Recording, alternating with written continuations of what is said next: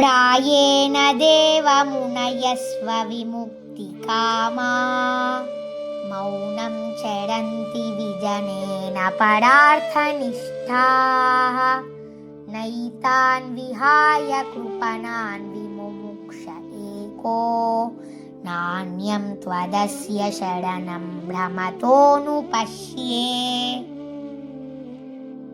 అనువాదం: ఓ నృసింహదేవా, పలువురు సాధు పురుషులున్నను వారు కేవలము తమ ఉద్ధారమునందే అభిరుచిని కలిగియున్నట్లు నేను గాంచితిని. నగరములను పట్టణములను పట్టించుకొనక వారు హిమాలయములకో అరణ్యమునకో వెడలి మౌనవ్రతముతో ధ్యానమాచరింతురు. పరులను ఉద్ధరించుటలో వారికి అభిరుచి లేదు, కానీ నాకు సంబంధించినంత వరకు ఈ దీనులకు మూఢులను వదలి నేనొక్కడనే ముక్తి నొందగోడను.